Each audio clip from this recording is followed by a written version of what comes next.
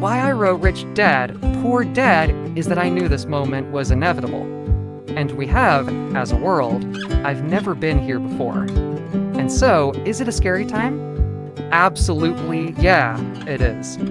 It's probably the most dangerous time in history. Ever, ever, ever, ever. It has nothing to even compare to because never have we had a world economy. For example, 100 years ago, if there was a stock market crash in England, it didn't affect anyone. But now that the US market declines, the world declines. So add to that the social media and all this we're doing now.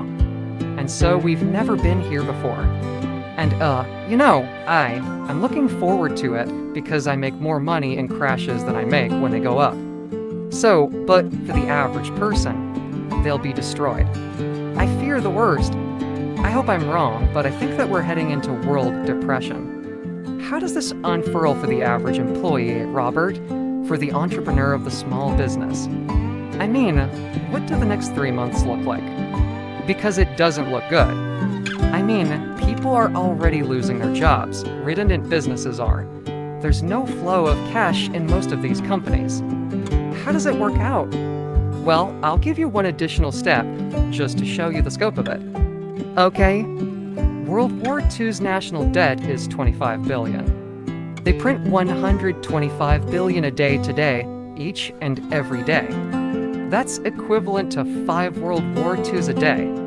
They're printing so much cash to maintain this boat. Picture a hot air balloon with a tear. And they're desperate to repair the tear. They attempt so desperately, but in any case, the terror had passed it. It is coming down.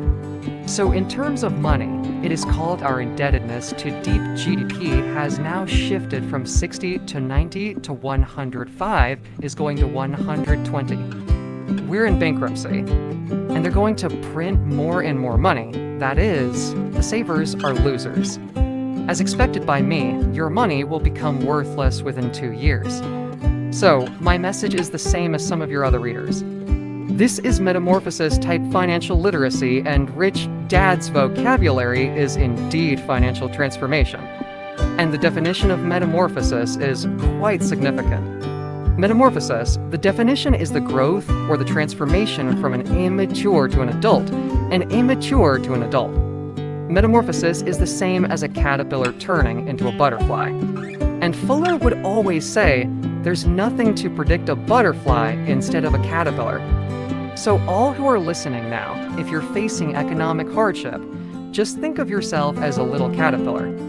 And this crisis is your cocoon. The question is, what do you come out as? Do you come out as a victim?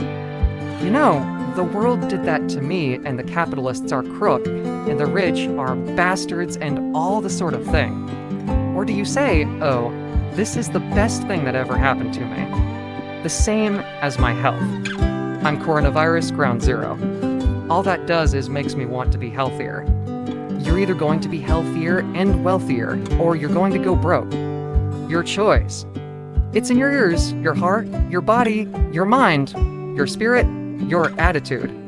This could be the best thing that ever happened to you physically, mentally, emotionally, spiritually, if you become a butterfly or somebody is going to step on you like a little worm. Your call. Now, if things are going wrong for you today, my message isn't so cheerful. This is tough talk, not feel-good talk. The crisis is in your mind. That's the bad news. The good news, you can change the crisis by changing what's in your mind. And that is what I'm doing. I hate boasting.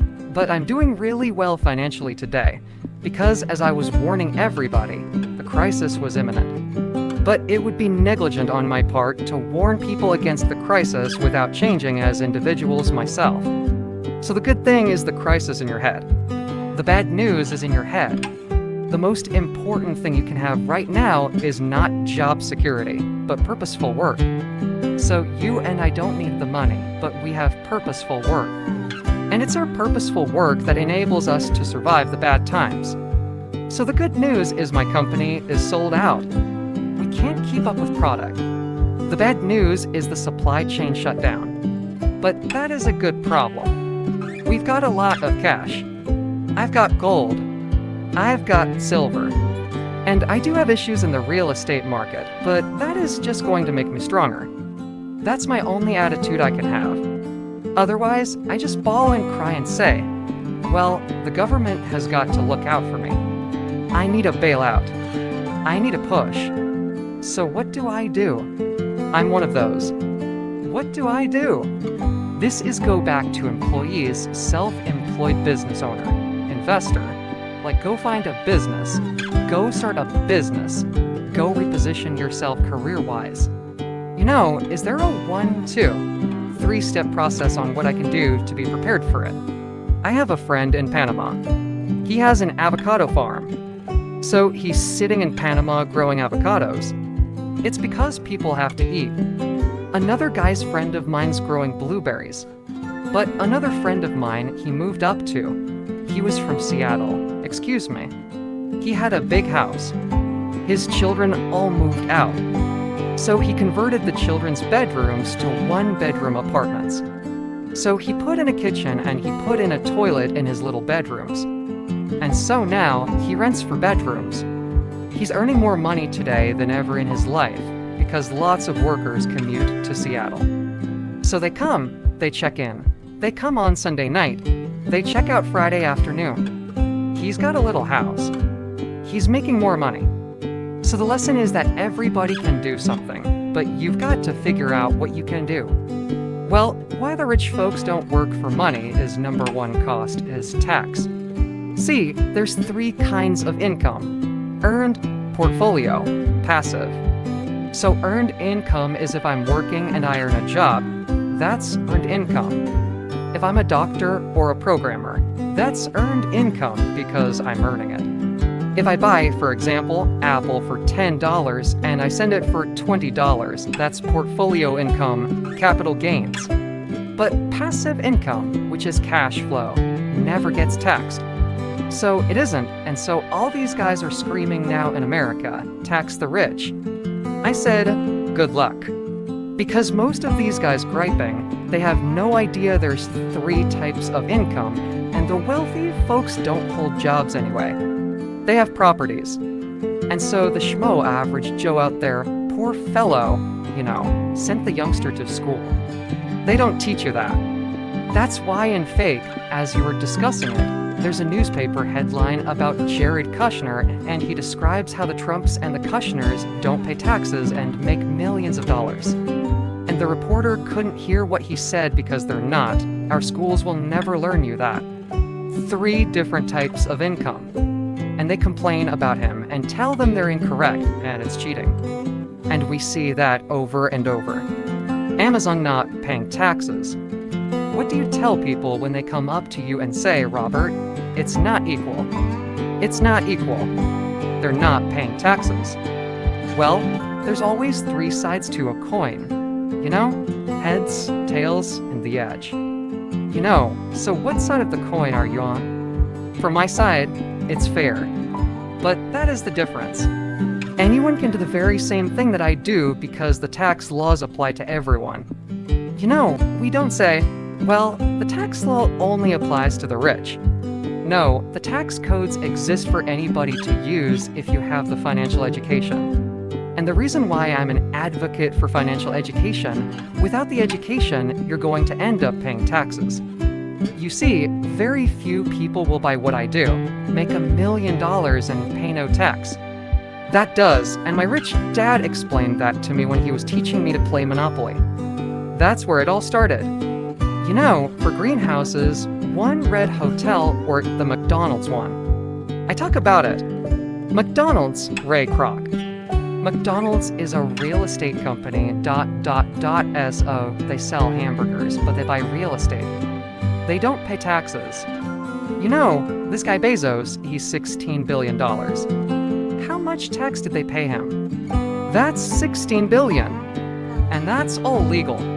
Anyone can do it. Anyone can accomplish it. Most people lack the education. Jared learned about money as a child by watching his dad, by watching these people invest in real estate and once said, "Wow, not only do you get to make the money, you get to keep the money." That's a problem. A lot of people are not aware. They are, "Look what I made off of it." But how much did you make?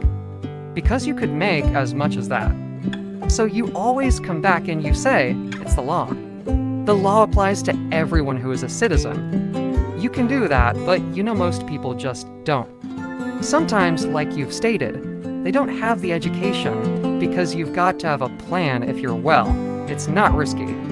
I mean, to me, what's risk is working and paying taxes and saving up because they're printing it. That's the worst of all. And that's why we have phony money, phony teachers, because the teachers won't ever.